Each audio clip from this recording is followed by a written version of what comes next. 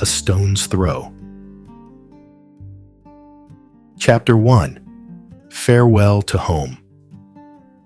The screen door creaked once behind him and thunked shut, the sound swallowed by the slow churn of cicadas in the trees. Joseph Milligan didn't turn around. He sat on the back porch with his forearms resting on his knees, boots planted firm on the worn planks, as if the weight of his body could keep him anchored here just a little longer. The porch boards were warm from the day's heat, and the air smelled of dry hay and river dust. Out past the cracked wooden railing, fields of late corn stood still in the gloaming. Beyond that, the hills rose up like old men's shoulders in sleep.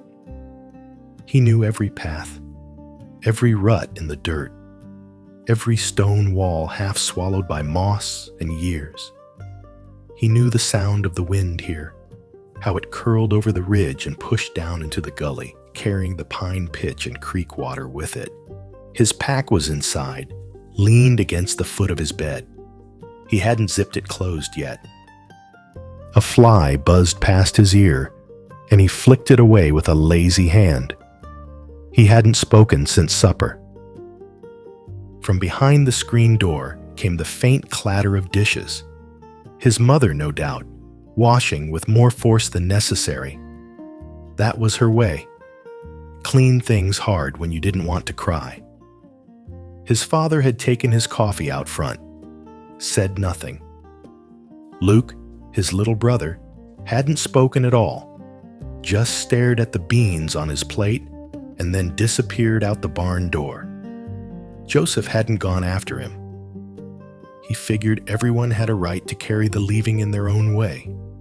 He leaned back against the porch post and looked up.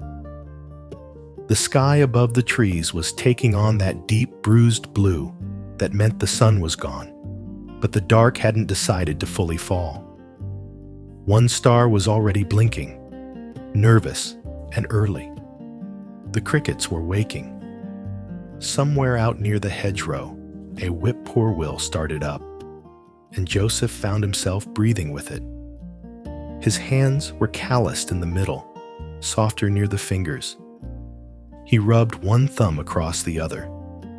They wouldn't be his hands for much longer. Not once the army got hold of him. He stood finally, slowly, stretching his back until the joints popped. Then he stepped off the porch with a solid thump, the sound swallowed by grass and dust. He walked with purpose toward the edge of the yard, where the fence had sagged and the path down to the creek began. Just 2 furrows worn over years by feet, wheels, and rain. The honeysuckle along the trail had dried and browned at the edges. A spider's web stretched across a low branch, glinting faintly. Joseph ducked under it and kept walking, his boots familiar with the way. The creek was low this late in the summer, running lazy between smooth stones and pale clay banks. The air down here was cooler, scented with wet rock and old leaves. He crouched beside the water and dipped one hand in, letting it run between his fingers. Cold, clear. He drank. Then he searched. There were certain stones he liked best, the kind that were smooth and palm-sized, flat enough to skip if a man had the right touch. He turned over a few before finding one with a band of quartz through the middle. He rinsed it in the creek, rubbed it clean with his thumb, and held it up to the fading light. It was just a stone, but it came from here. That made it enough. He slid it into the small button pocket just above his knee, the one you never used unless something needed keeping close.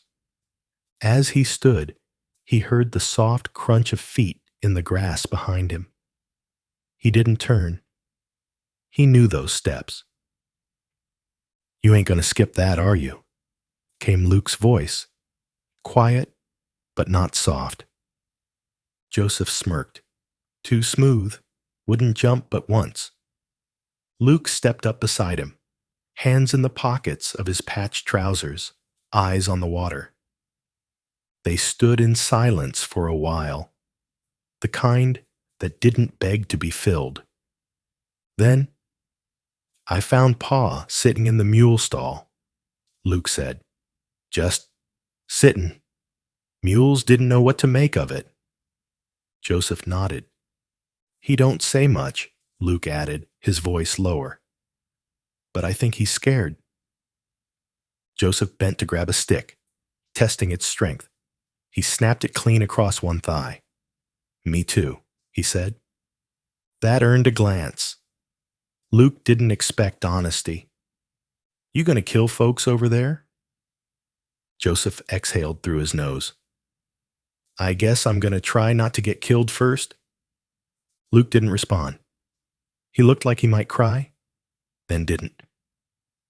Instead, he reached into his shirt pocket and pulled something out. A marble, blue swirled with white. One of his best. "Take it," he said, holding it out. "If you get stuck or can't sleep or something." Joseph didn't move for a second. Then he reached out and took it gently, slipping it into the same pocket as the creek stone. "Thanks," he said.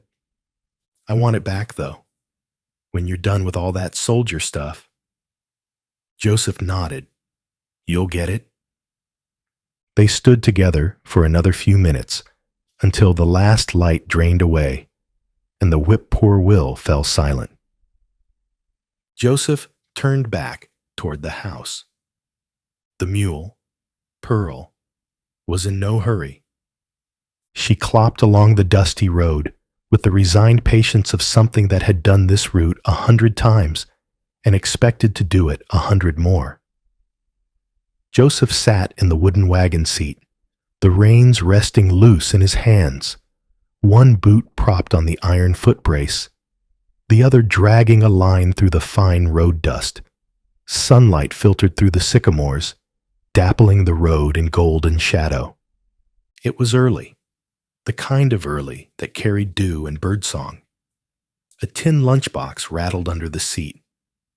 He'd filled it himself that morning. Bread, boiled egg, apple. There was no point in Ma fussing over him. She'd stood on the porch with arms folded and a tight-lipped "don't forget the tobacco." He hadn't said much back. Words didn't go far this morning. Fields blurred by on either side, cotton, corn, fallow stretches pocked with stubborn weeds. A crow picked at something in the road ahead, too proud to move until Pearl was nearly on top of it. The wagon creaked as they passed old Mr. Lemley's place, where a rusted windmill turned slow and reluctant in the breeze. Lemley raised a hand from his rocker, the other holding a bottle in a brown paper sack. "Going off to war, are you?" he hollered. "Looks that way." "Well, don't marry a French girl, or your mule'll forget you." Joseph smiled, just barely, and tipped his hat. The general store sat crooked in the middle of Main Street, flanked by the post office, barber shop, and Waddle's Dry Goods. There were a few buggies tied up out front, one shiny new Ford gleaming like a promise someone else could afford. A couple of old men played checkers under the awning, leaning close to squint at the board. Pearl stopped like she knew the drill, and Joseph hopped down, brushing dust from his pants. He tied the reins loosely and stepped onto the boardwalk. The bell over the general store door jangled as he pushed inside. The air was cooler here, shaded and still. Shelves lined the walls. Cans of beans, jars of pickled things, bolts of cloth, soap, salt, twine. Behind the counter, Mr. Calhoun looked up from his ledger. "Well now," he said, adjusting his glasses. "You leaving us, Joseph?" "Yes, sir, tomorrow." Calhoun nodded slowly. "Don't envy you, but I suppose you're doing what's asked." Joseph offered a polite smile, the kind meant to end conversations before they got sentimental. Ma needs tobacco. I could use a tin of polish and some paper for letters. Calhoun didn't press further, just nodded again and went about gathering the items. A bell on the side door rang. Joseph turned instinctively, and there she was, Kelly Dawn. She wore her blue gingham dress and the red scarf that made her hair look black as mountain coal. A bundle of cloth hung from one arm. She paused when she saw him, her mouth opening just slightly, like a word got caught behind her teeth. Joseph tipped his hat. Miss Dawn. Mr. Milligan. He glanced at Calhoun, who gave the briefest nod before disappearing into the back. Kelly stepped up beside him at the counter. Didn't think I'd see you till the station. I thought I'd surprise you, Joseph said, then frowned. Though I guess it don't count as a surprise if you're not actually surprised. She laughed, short, quiet, but real. You always were terrible at clever. You always said I was quietly clever. I lied. They both grinned at that, but it didn't last. Silence settled between them like dust in a sunbeam. Joseph looked down at the tin of polish in his hand. I'm just here for a few things. Then I'm gone. Kelly nodded. She fiddled with the end of her scarf. I figured you'd go visit the creek. I did. Took a stone. She smiled without showing teeth. Good. They stood there, not looking at each other. Then Kelly said, There's still time. Before the sun gets high. I was going to walk out toward the ridge. You could walk with me. Joseph looked at the tin in his hand, then out the window, then back at her. I could, he said. The path up the ridge started behind Waddle's store, through a patch of tall weeds and a gate half off its hinge. Kelly led the way, her dress brushing stalks of goldenrod, and Joseph followed a half step behind, trying not to notice how the wind caught the hem of her scarf. They didn't speak at first. The sun filtered through the trees in lazy slants, catching the dust their boots stirred. A grasshopper flung itself out of their way with the drama of a tiny trapeze artist. You gonna miss this? Kelly asked finally, not turning. Joseph hesitated. The ridge. This, all of it. Home. Mornings like this. He stepped over a low root. I reckon I'll miss things I didn't think I would. Like what? The barn smell. Your laugh. Ma's biscuits, even when they're hard. Luke's smart mouth. He glanced sideways. You. That made her pause. She turned to look at him fully, one brow raised. You'll miss me, or my laugh? Joseph looked down at the path. You ain't all that easy to untangle. Kelly smirked and started walking again. Good answer. They came to the clearing near the top of the ridge. A stand of pines rimmed it like old soldiers. The wind up here had a bite to it, but the view stretched clear across the valley. Barns like matchboxes, roads like stitches across a patchwork of fields. Kelly sat on the flat stone that jutted out from the hillside. She folded her hands in her lap. Joseph stood beside her, looking out over everything he'd ever known. My brother told me he used to think the hills were alive, Kelly said. Said he could hear them breathing at night. I called him a fool. Still kind of liked the idea, though. Joseph nodded. Sometimes I think they're listening. To what? Whatever we don't say. Kelly was quiet a moment.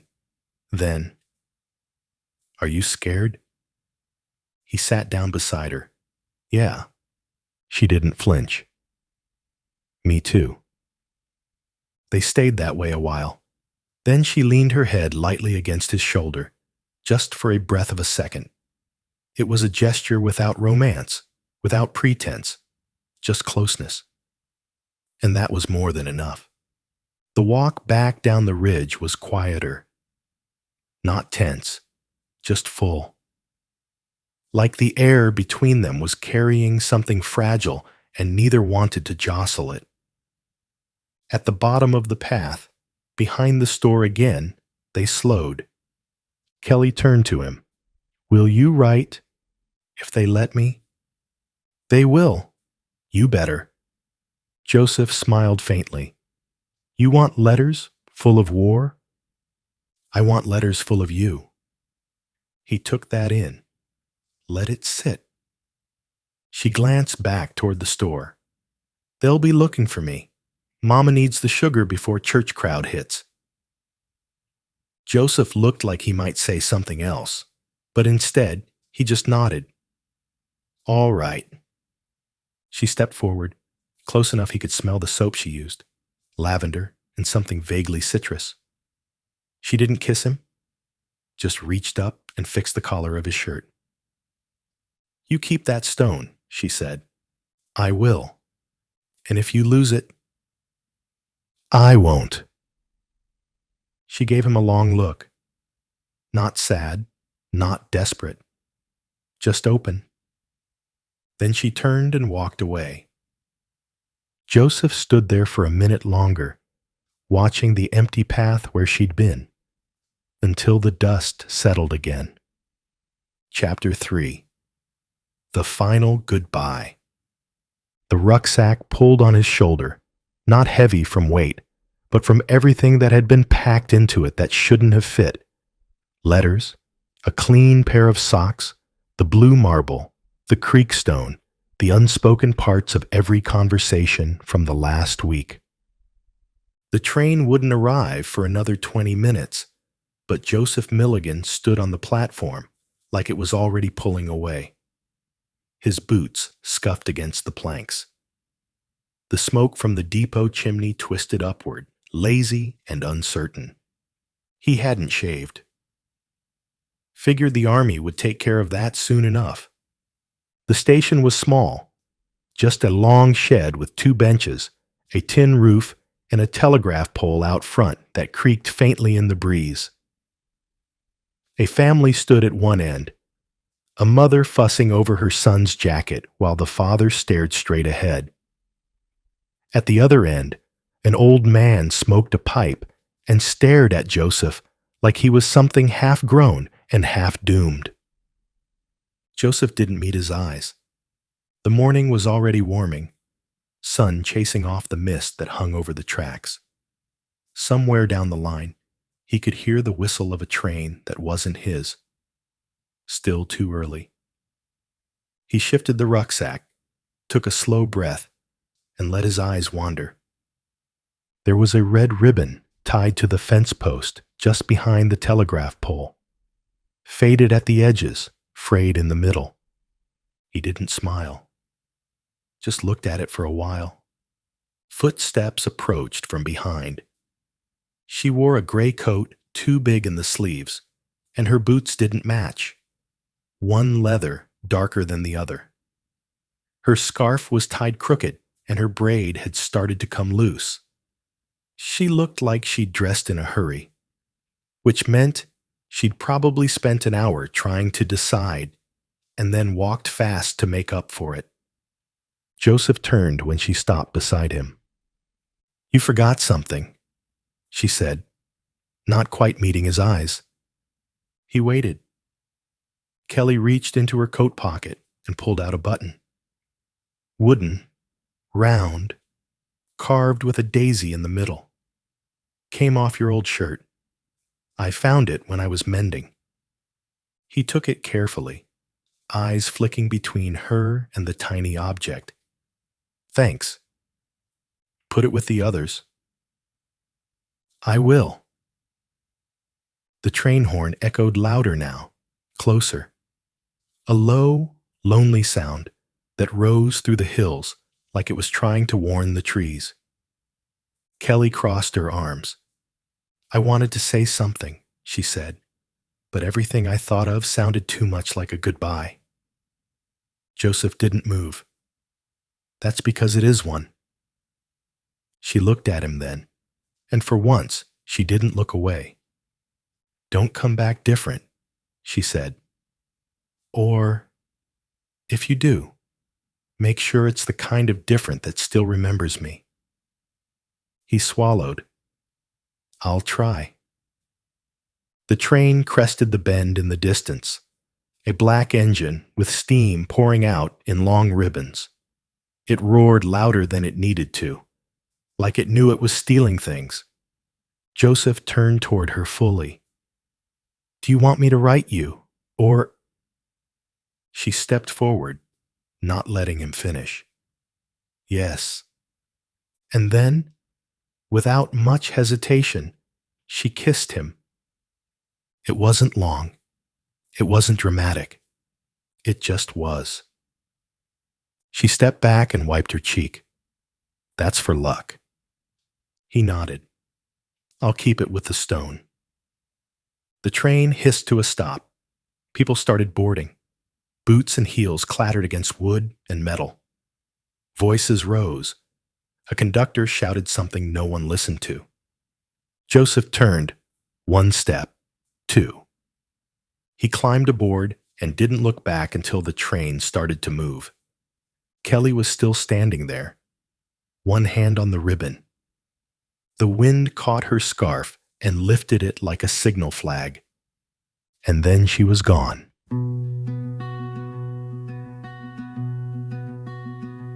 Tie the ribbon tighter today.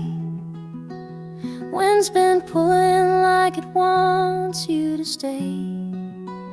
The porch creaks soft where you used to lean.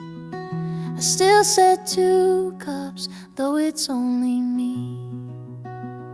Your letter came wrinkled, mud on the fold. Said the nights are cruel and the morning's cold. You said you saw angels drawn on the wall, but I can't draw nothing to bring back at all. Is the stone still in your pocket? Is the marble still blue? Do you touch it when the thunder gets too close to you? Do you see me in the shadows when the day bleeds through? I'm still tying this ribbon, love still blue, still true. I cut my braid when the waiting got long. Thought maybe the wind might carry you home. Mama hums hymns, but they sound like cries, and the church folk pray with their eyes all dry. I don't need medals or parades in town, just your boots on the step and your voice hanging round. But the mail runs slow and the nights run deep, and your name walks through all my sleep. Is the stone still in your pocket? Is the marble still blue? Do you whisper in the silence like I whisper to you? Do you still reach for the ridgeline when your heart breaks through? I'm still tying this ribbon, love still blue, still true.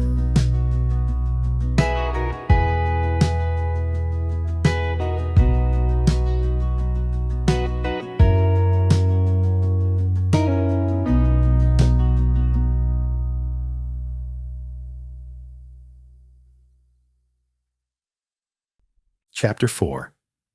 Camp Green. breaking and binding. The army truck lurched to a stop in a wide cloud of red dust, throwing the recruits forward in their seats. Joseph grabbed the edge of the bench and steadied himself as the sergeant barked, "Out! On your feet, girls!" The air was hotter here, thicker. Camp Green stretched in all directions. Rows of tents and barracks, drill fields, mess halls, latrine pits. Men moved like ants in formation, their voices drowned by shouted orders and the dull rhythm of boots on packed earth. Joseph stepped down from the truck and joined the growing line of boys like him, fresh-faced, freshly shorn, clutching paper orders and uncertainty. Some looked around like they were sightseeing. Joseph didn't. He stared straight ahead. "You Milligan?" A corporal barked at him. "Yes, sir." The man looked him over. "North Carolina boy, good. We need ones that don't wilt." He pointed. "Barracks 17. You'll meet your bunk and your misery at the same time." Joseph nodded once and started walking. The smell was equal parts sweat, canvas, wood smoke, and something burning he didn't want to name. He passed other soldiers, some in uniform, some halfway there. One man hacked into a bucket beside the mess tent. Another sat with his head between his knees, whispering a prayer. Inside the barracks, it was loud. Men unpacking, talking, shouting over one another. Joseph found his cot by the window and dropped his bag. The mattress was thin, the blanket already shedding lint. Someone coughed behind him. "You must be the Creek boy." Joseph turned. A tall, thin fellow with red hair and a nose like a clothesline stood with his hands on his hips. "I'm Denny. That's my bunk up there. I snore. You'll hate me by Thursday." Joseph offered a hand. "Joseph." Denny shook it and grinned. "Joseph. Biblical. You here to save us?" "No," Joseph said, unrolling his blanket. "I'm here to learn how to kill." The grin dropped. Fair enough. Part 2. Dust, steel, and blisters. By the second morning, Joseph's boots had raised a pair of blisters he could feel with every step. By the third, those blisters had burst and been replaced by raw patches rubbed bloody by drills on gravel. They rose before the sun. They ran before they ate. They ran again after. Push-ups, field formations, bayonet drills, crawling under wire, shouting back commands until their voices cracked. They sweat through their uniforms and bled through their socks. The ones who puked learned not to do it in line. Sergeant Hackett was built like a bear and talked like thunder. His jaw looked carved from wood. No one had seen him smile. "You don't breathe until I say," he shouted on day 5. "You don't blink unless it's to shoot." Denny groaned from the cot that night. "I think my soul's bruised." Joseph didn't answer. He was writing a letter. Part 3. A man named Hackett. The field drill was supposed to last an hour. It stretched into 3. They marched in mud, rolled through thorn brush, practiced firing positions with rifles heavier than they looked. Hackett walked among them, correcting stances, snapping orders. At one point, he stopped beside Joseph and said, "You hold your weapon like you're afraid of it." "I'm not," Joseph replied. "Then prove it." He made Joseph demonstrate the manual of arms again and again while the others moved on. By the end, his shoulders burned and the sun was in his eyes. Hackett said nothing, just walked away. That night, a tin cup clanged in the mess tent. Hackett stood on a crate. "Milligan!" he barked. Joseph looked up, confused. The sergeant nodded once. "You don't scare easy. Squad leader, you screw it up, I'll have your teeth. Part 4. Mail call. It came in the afternoon, just after a grueling rifle cleaning drill. A private with a stammer stood in the doorway with a list. Milligan, Joseph. Joseph stepped forward. The letter was light and neat. The writing on the front, K. Dawn. He sat on the bunk, blocking out Denny's cursing, and opened it with care. Inside was a short note and a pressed clover. He didn't smile. Not really. But he read it twice. Then he tucked it under his pillow and got back to oiling the bolt. Part 5. Bayonets and Blood. The sun was barely over the pines when Hackett walked them to the field and lined them up with bayonets fixed. The straw dummies swayed slightly in the breeze. "Kill the way you'd want to be killed," Hackett said. "Quick, clean, final." Joseph gripped his rifle. The straw man in front of him had a painted face, rough features, angry eyes.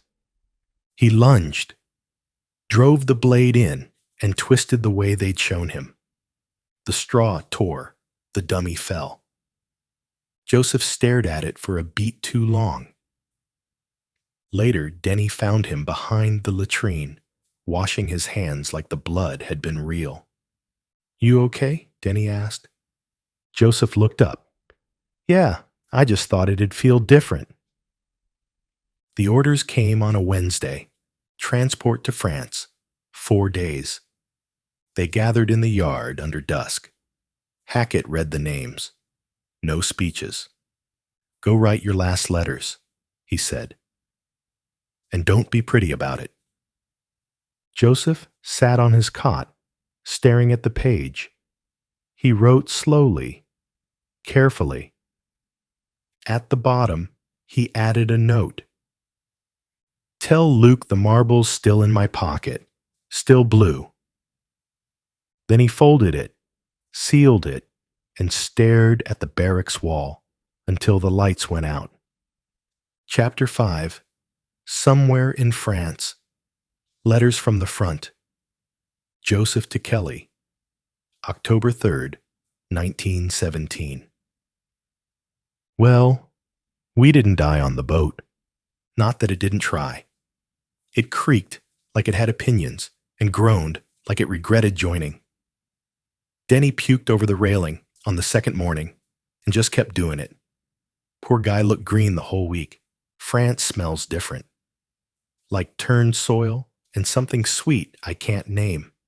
Maybe wine or mold or both. The camp here is mud and more mud. They gave us tents and straw to sleep on. I miss the porch already. Tell Luke I saw a horse with a twisted ear. Reminded me of Pearl, only meaner looking. I almost asked it to mule our packs. Give Ma my love. And Pa? If he wants it? You, though? I saved you more than love. I saved the space between it. I'll write more when they let us stop moving. Joseph. Kelly to Joseph, October 13th, 1917. I read your letter twice before breakfast, then once more before hanging the wash, just to make sure the ink wasn't playing tricks on me. I showed Luke the part about the horse. He said you're exaggerating and also said, tell him the red marble went down the well. I think he's lying, but you know him. Pearl got out last Sunday, wandered down toward the creek, just stood there like she forgot how to get home. Ma says she's grieving. Pa says she's just dumb. Your name's still on the list at church. Mrs. Elwell prays so hard her dentures click. It's unsettling. I keep the letter under my pillow, still folded neat. Come back, but not too soon. I want more letters first. Kelly, Joseph to Kelly, October 24th, 1917. I'm writing this with damp socks and half a candle stub. The trenches are deep, but not deep enough when the wind hits. We've been told not to poke our heads up too high. The Germans got fine aim, Hackett says, and better moods than you lot. We lost a fellow last week, from Georgia. Didn't know his name well, but Denny did. He hasn't said much since. The nights are noisy, not with shells, though those come too, but with rats. I've seen ones bigger than my boots. They own the place. We're just renting. The stone's still in my pocket. The marble, too. I touch them sometimes when it gets bad. I can still see your braid in the wind. Joseph, Kelly to Joseph, November 2nd, 1917. You said to tell you something you already know, so I'll do just that. You're still mine. Ma baked biscuits and burned the bottoms again. Said they tasted like caution. Luke tried to trade one for a frog. I saw your father in town. He didn't stop, but he nodded. That's something, I think. Your second letter came with mud on it. I didn't mind. It smelled like where you are. I tucked it in the book I've been reading. Every time I open it, it feels like a window cracks open. Don't let the candle burn out before the letter ends. Write again, even if it's just nonsense. I'll read it like scripture. Kelly, Joseph to Kelly, November 14th, 1917. We lost 3 men last week. One of them was Eli. Not sure if I ever told you about him. From Arkansas. Laughed like a rooster and carried a sketchbook in his coat. He used to draw angels on the trench walls in charcoal. Said it gave the rats something pretty to look at. He was singing when the mortar hit. I don't know why I'm telling you that. Maybe, so it's not just the sound I remember. Hackett doesn't blink anymore. He just moves. Tells us when to sleep, when to fire, when to move like we're all bits of the same machine. Maybe we are. I didn't cry. Not really. My throat burned, and my hands shook, but nothing came out. That might be worse. I touched the stone after. It felt warm, though I know it wasn't. Tell Luke to be kind to the creek this winter. Joseph, Kelly to Joseph, November 20th, 1917. I said Eli's name out loud, just once. Then I folded your letter and put it under my cup on the kitchen table. There's something about a name in your mouth that makes it real. Maybe too real. I wish I could draw angels on your trench wall. Not for the rats. For you. Luke wrote you a letter. It just says, "Try not to die," and a drawing of what might be a duck holding a rifle. I'll include it if he lets me. Ma's been quieter.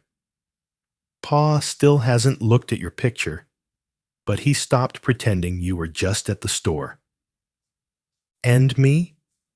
I'm still tying that red ribbon back up every time the wind steals it. You'd laugh to know how many times I check the mailbox, and how mad I get when it's just feed orders and church bulletins. Write again, or don't. I'll know you tried. Kelly. Unsent letter. Joseph to Kelly. November, unknown. There's a sound the mud makes when it closes around your boot. Not a squelch. Not a slurp. It's quieter than that. Like something taking you in, not letting you go. I saw a bird today. Just a little thing. Sparrow, maybe. hopped along the wire like it didn't know we were at war. It felt wrong. Too clean. I started to write you a poem, but forgot how rhythm works. Every line felt like an apology. You wouldn't like me today. I don't like me today. I'll send this if I stop crying long enough to seal it. But I probably won't. Joseph. Joseph to Kelly, December 1st, 1917. I know it's been a while. We've moved twice since my last letter. Nothing ahead but snow and more trenches. Denny started sleeping with his helmet on. Says it keeps the dreams out. I wish it worked. I got a letter from Luke. That drawing? It's a duck. Named Sergeant Quack. I folded it and stuck it in my helmet liner. If I die, let them find me with that. Hackett finally told a joke. No one laughed. We were too shocked. I still have the stone. The marble, too. But I think I need another piece of you. Something I can see. You got any pictures left? Joseph. Kelly to Joseph, December 10th, 1917. The ribbon's still tied. I put it on your porch post this time. Wind can't reach it there. Ma gave me a picture from when we went up the ridge. Remember that? You're squinting like the sun owes you money. I'm behind you, out of focus. I like it that way. Means I can imagine myself any way I want. I'll send it if you promise to come back with the same eyes. Or at least ones I'll still recognize. We got snow last night. Covered everything like a clean sheet on an unmade bed. Be safe. Don't forget how to smile. Kelly. Joseph Milligan, why'd you leave me? Why'd you run away to war? I can feel the days without you. Since you left for Francis Shores, Joseph Milligan, you left me, Joseph Milligan. I'm alone, Joseph Milligan. It's been a month now, and I think about you still. When you come home, if you come home, I know you'll find me in these hills. Joseph Milligan, it's been a month now, Joseph Milligan. I think about you still, Joseph Milligan. It's been a year now, Joseph Milligan. Where are you now? Chapter 6. Coming Home. The train hissed into the station with less ceremony than Joseph expected. No banners, no bugles, just brakes squealing against metal, and the low grunt of steam unwinding itself after too long a haul. He stepped down slowly. The rucksack dug into his shoulder like it had taken the war personally. His boots were cleaner than they'd been in months, though the soles still carried French soil. The depot looked the same. Same leaning bench, same chipped sign, same cracked plank 3 steps from the edge. The sky was overcast, but the air tasted like home. Pine sap, chimney smoke, something cooking in a cast iron skillet not far off. Joseph scanned the platform once, then again. He didn't expect a crowd.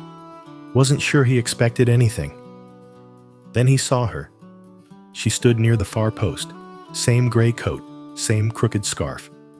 But her braid was gone, her hair shorter now, tucked behind her ears. She held nothing in her hands. No flowers, no welcome sign, just herself. Joseph froze for half a breath. Then she smiled, not big, just enough to undo him. He started toward her. Kelly didn't run. That wasn't her style. She waited until he reached her, then looked at him the way you look at someone when you're trying to remember all the versions of them you've loved. "You came back," she said. "I told you I would." "You didn't tell me when." "I didn't know." She looked him over. "You're thinner." "You cut your hair." "I didn't like waiting." They stood like that for a few seconds more. Then she said, "Did you bring it?" Joseph reached into his pocket, pulled out the stone, then the marble. He held them both out in his palm. "I kept them," he said. Kelly took the marble, held it up to the light like she was checking for lies. "Still blue," she whispered. Joseph nodded. "Still me." Kelly slipped the marble into her coat pocket and stepped forward. They didn't kiss. They didn't cry.